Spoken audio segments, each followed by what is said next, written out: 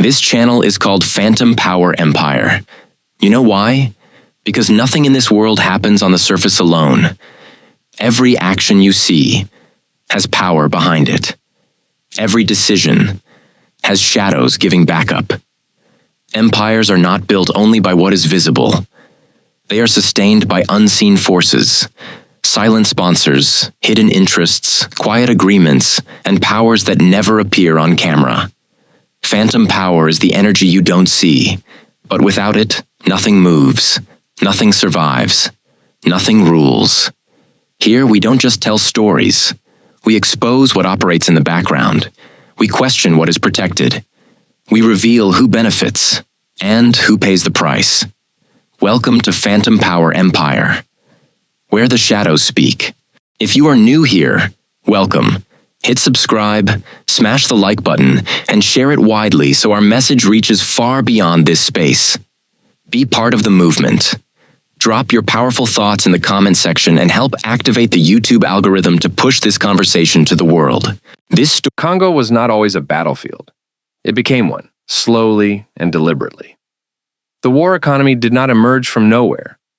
It is the product of decades of exploitation, weak governance, regional interference, and the lure of mineral wealth.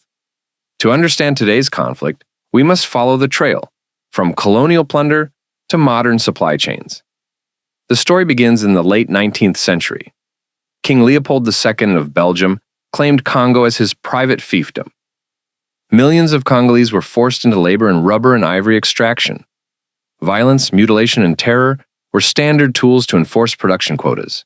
Congo's wealth has always been extracted under coercion. The patterns established under colonial rule, resource exploitation, weak institutions, and reliance on violence created a template for future conflicts. Even after independence in 1960, Congo's institutions were fragile. Leadership vacuums and Cold War geopolitics made the country a playground for outside powers. Mobutu Sese Seko ruled Congo, then Zaire, for over 3 decades. He centralized power while hollowing out governance structures. State revenues were siphoned into personal wealth. Infrastructure and social services collapsed. Security forces were underpaid, poorly trained, and often complicit in violence. Under Mobutu, the state became a shadow. It existed on paper but failed to protect its citizens or control its territory. Where the state withdrew, armed actors moved in, filling the vacuum with violence, taxation, and control over resource extraction. The 1990s ushered in the Great Lakes Wars. Neighboring countries exploited instability for strategic and economic gain. Rwanda and Uganda supported rebel groups to secure borders and mineral routes. Angola and Zimbabwe intervened to support Mobutu or his successors for geopolitical interests. Armed conflict became a regional business. Borders were porous, and minerals flowed freely to whoever controlled the territory. Rebels, militias, and foreign armies treated Eastern Congo as a laboratory of war profit, testing how violence could be monetized. By the early 2000s, Congo's eastern provinces were a patchwork of armed factions. Each group controlled mines, taxed local populations, and maintained security in exchange for extraction rights. M23, FDLR, Mai Mai militias, and others became the primary economic actors. Taxes were levied on traders, transporters, and even farmers. Smuggling networks transported gold, coltan, and cobalt across borders. Conflict was no longer just political, it was economic. Violence became a method of production, a way to secure revenue, and a currency in its own right. Congo's natural resources became both target and tool. Control of mineral-rich territories was the primary strategic objective for armed groups. Revenue from minerals allowed groups to buy weapons, bribe officials, and pay fighters. International markets provided a way to monetize war profits almost invisibly. The minerals that could have fueled development instead fueled destruction.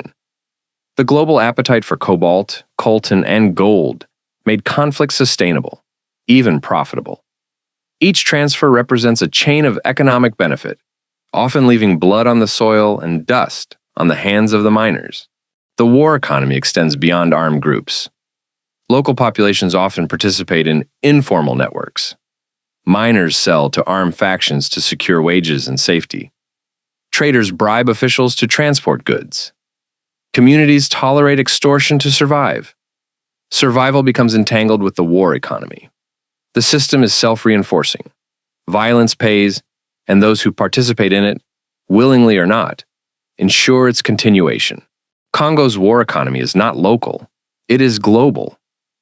Minerals extracted in the bush reach international markets through complex chains.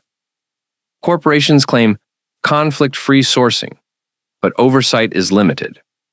Investors and traders indirectly benefit from instability. In many ways, the global economy depends on a stable supply of unstable minerals. The more demand grows, the stronger the incentives for armed groups to fight. War is profitable not just for Congolese actors, but for an invisible international network. The survival of Congo's war economy relies on a delicate balance. 1. Fragmented power. No group is strong enough to dominate entirely. 2. Weak state. No government authority can enforce law effectively. 3. Regional tolerance. Neighboring states benefit from instability without intervening decisively. 4. Global demand. Minerals feed international markets, reinforcing economic incentives. Conflict is embedded in the economy. Ceasefires may pause fighting. Peace agreements may draw headlines. But the incentives remain. Until the profit from war is removed, violence persists. Congo's war economy did not emerge overnight. It is the product of history, greed, and global demand. To understand how it works in practice, the next chapter, State Collapse and Shadow Power Networks, explores how government failure created a vacuum that armed groups and local networks now fill.